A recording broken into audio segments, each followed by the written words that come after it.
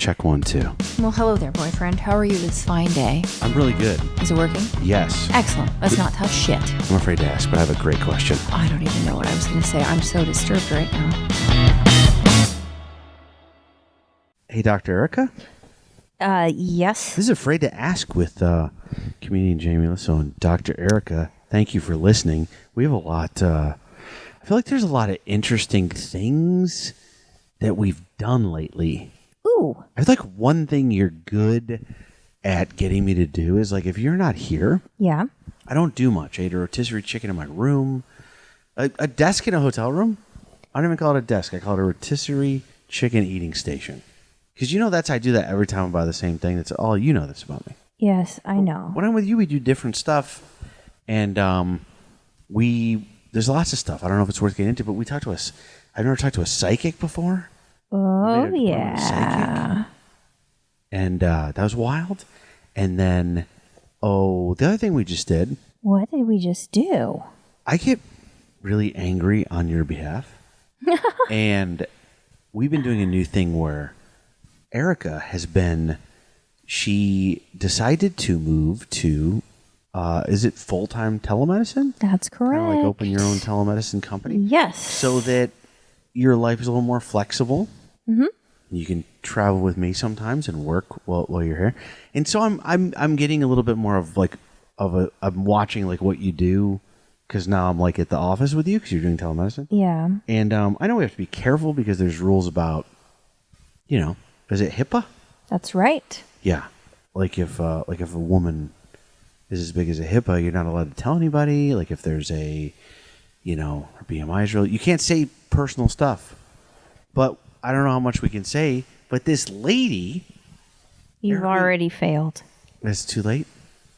You can't list, patient identifiers. Did I say identifier? You said lady. All right. This person, You can't do that.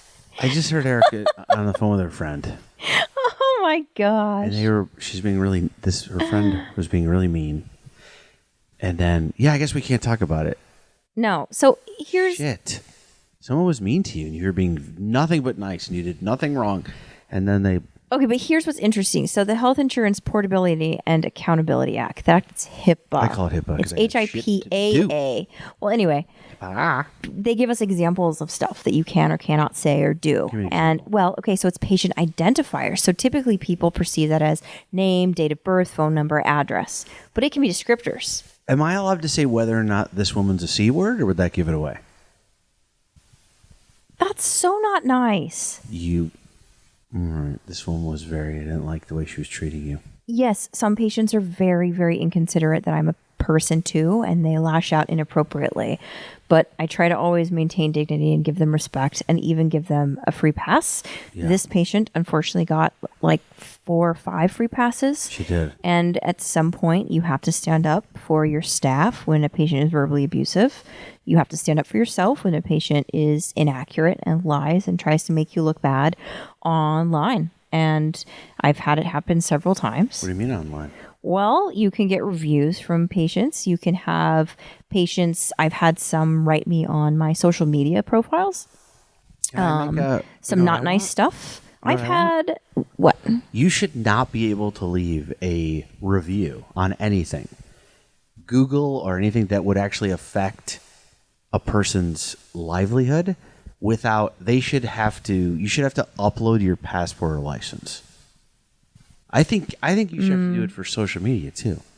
I think that you should have to even be on Twitter or Facebook or Instagram. I would like a new thing where if some guy's like, you suck, I can't go there and there's no picture and the guy's name is like user45. Yeah, I want to I'll see give you first that. and last name. And I think it's even more important when someone's leaving a review for, say, even a restaurant. What if it's a competing restaurant just talking shit? Or for a doctor? What if I feel like you should have to... Well, you know what's difficult is a lot of these forums are, like hospitals, for example, will mail out a questionnaire to the patient. Yeah. So we know it's truly a patient and their name is on there, but they still have the ability to be anonymous. Yeah, that's fine.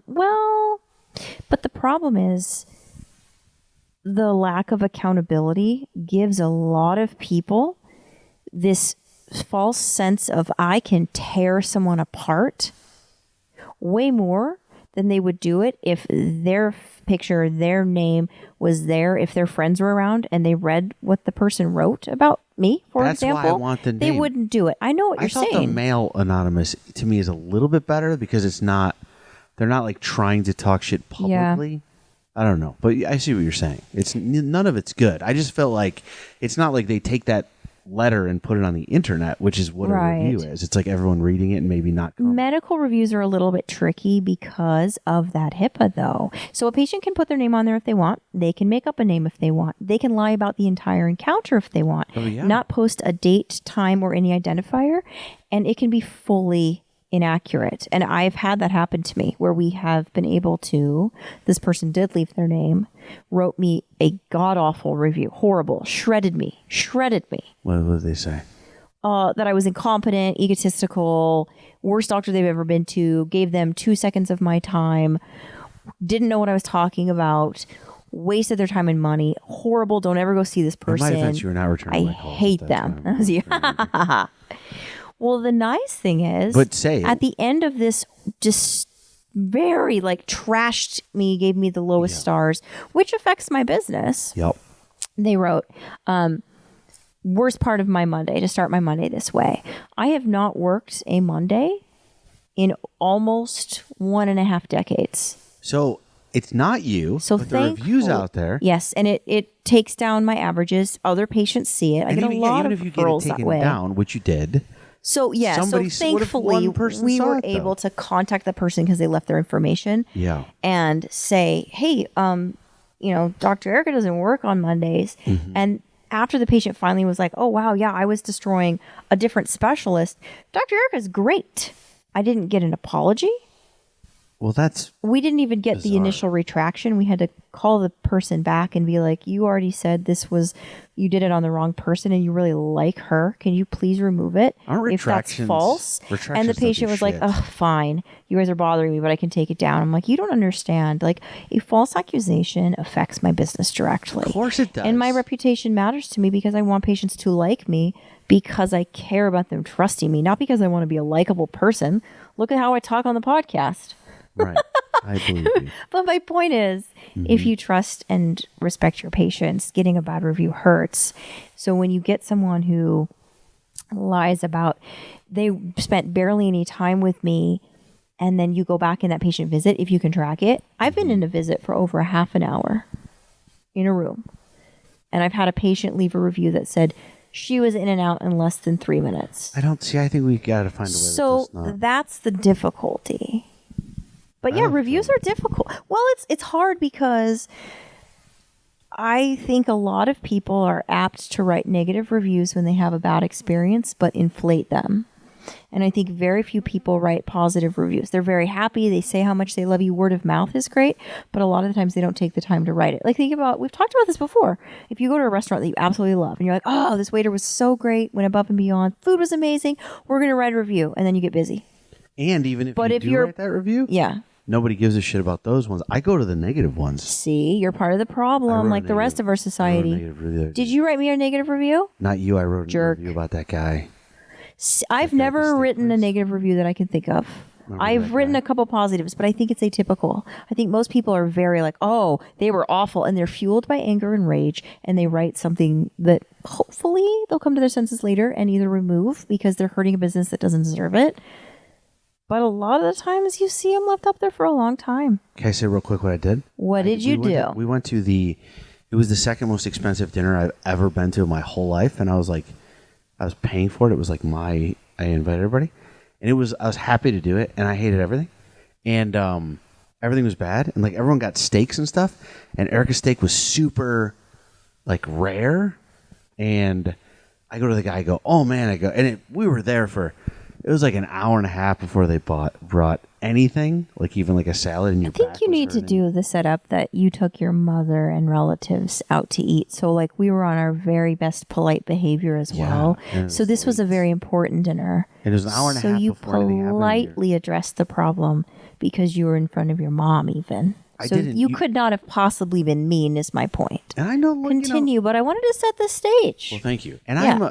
the only things I know how to cook, steak is my number one, what I make for people. So I feel like I'm pretty good at cooking steak. So I know my steak temperatures. I know the preparation methods. And Erica's was like, it was like they did it real fast. It was like not cooked at all. It was crazy. It was like grocery store raw. Yep. With a seared edge. And I go, hey man, like real polite, I go, her steak, and it had been so long I was getting irritated. It'd been like 2 hours. Sure. I go, her steak is cooked incorrectly. It's like, it's super rare. Yeah. And he goes, well, she ordered it medium rare. And I go, yeah. Exactly. That's what I know. And that was the moment at which Eli, Jamie. that son of a bitch. See?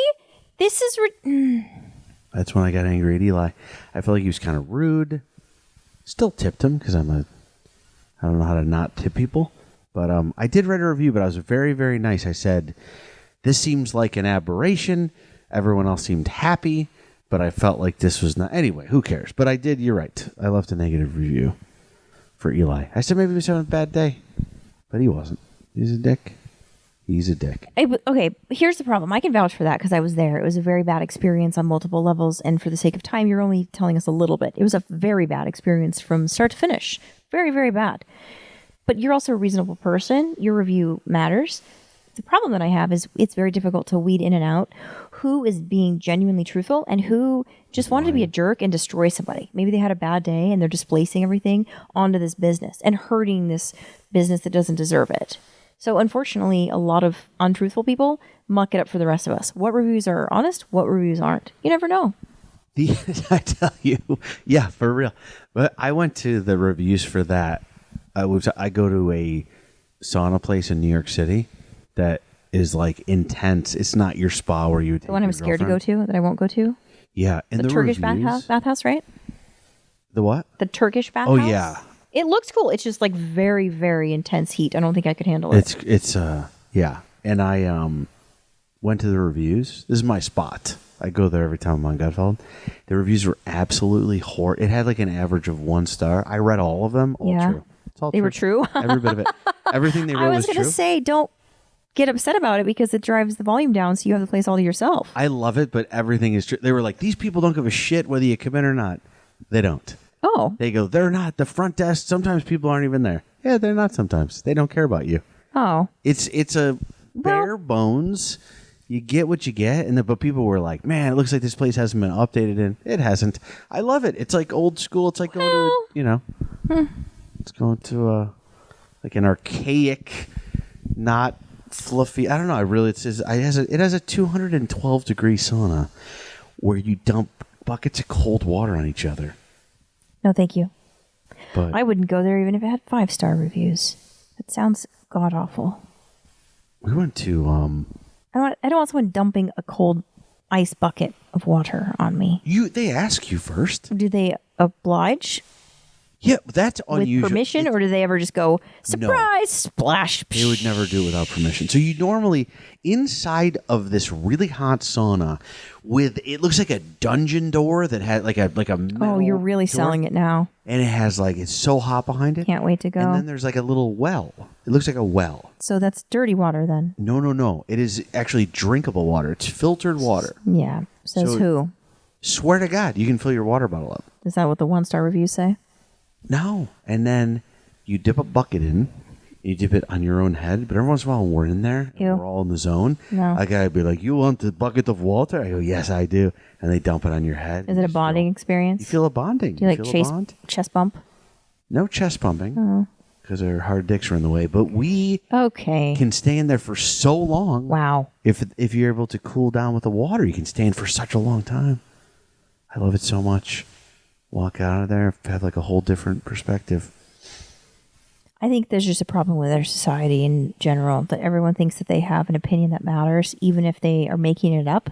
It doesn't matter. They don't realize that what they're doing could really hurt someone else. Can I argue with you? Or maybe they do and they don't care. I think today, without violating HIPAA, the woman that Jamie, left Erica a review Jamie, stop.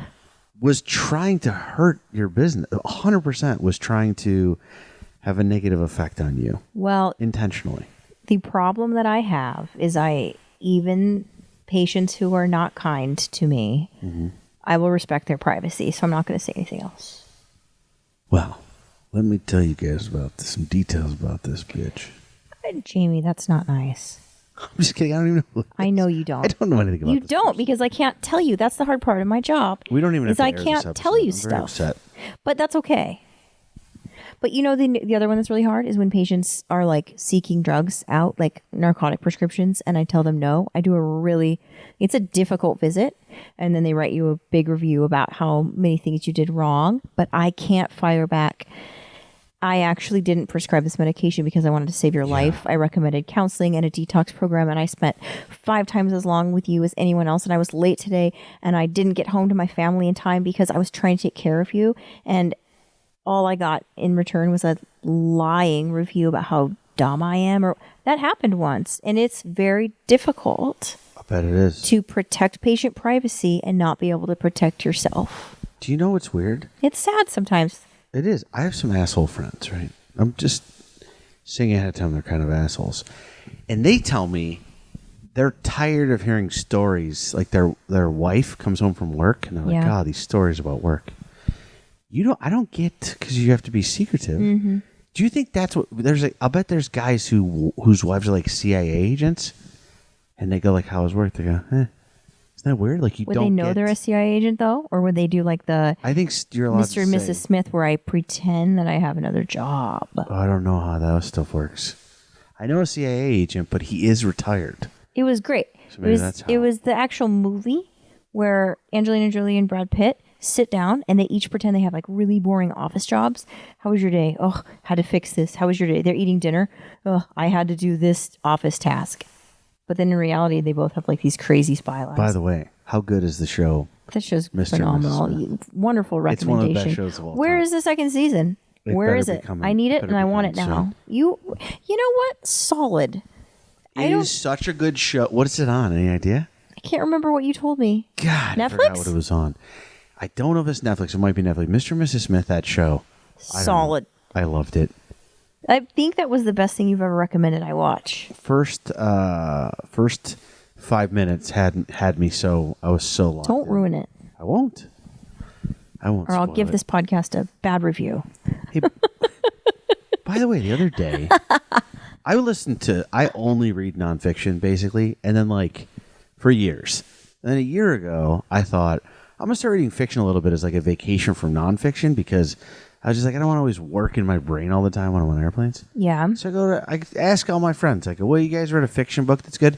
And my one friend goes, "There's a couple good Stephen King books." Oh, and I'm like, no. I find that hard to believe, but all right. And so he goes, "The Shining, the book is so different than the movie. It's really good." I go, "Okay."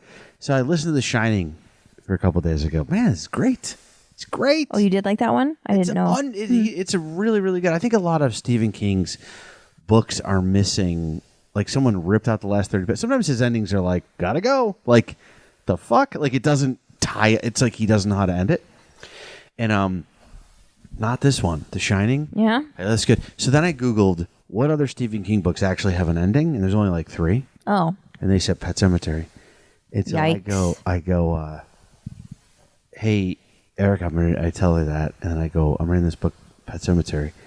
And she goes, oh, what's it about? And I go, it's a cemetery, there's pets in it, and I think probably one of them comes back to life or something, that's how I would imagine.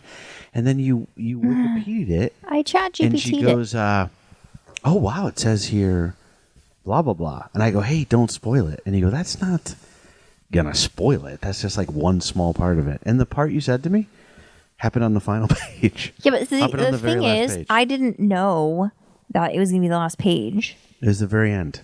Well, It couldn't have been more of a. It could have been more of a spoil. It was. I won't say. I think you are allowed to spoil a book that's 25, whatever years old. no. Listen, What? we gotta go. Oh. But this is Fred asking. For the last few episodes, we haven't done too much medical stuff. No questions. We've just been kind of doing regular podcasts. So hope that's okay. And there might be some interesting things in the works. I'm tired. I'm not. My brain is not working. I've had so much coffee. Do you know espresso downstairs is $12? Let's go get one. One shot of espresso. Let's do it. Let's do it. That's bullshit. Yum. Let's get 2. Anyway, I don't know why I said that. It just made me mad. I feel like it was gouging. But they, if you're going to charge me $12 for an espresso, did you clean my fucking room when we leave? Right? Oh, it was our fault. We left the thing in there. Forget it. But anyway, we have a new, might be an exciting, I'm just going to put it out there in the universe. I think we have an exciting announcement coming up about the Afraid to Ask podcast. Look forward to talking. Woohoo! Erica doesn't even know about it. And Ooh. I don't even know about it. Oh, boy. We'll see what happens. All right, it's Afraid to Ask. Coming up on the next episode of Afraid to Ask. So you're not on like the weirdest things people like share. You're doing stuff like the grossest things people do. Gross thing couples do Grossest thing they do. in private. What do you think is the grossest thing? Oh, in private. I'm going to be honest with you. I don't the love nastiest conversations about nasty. That's why I almost You and skip me. this. What do we do? What? What's the worst thing that we do? I priority toothbrush, I think, is the worst.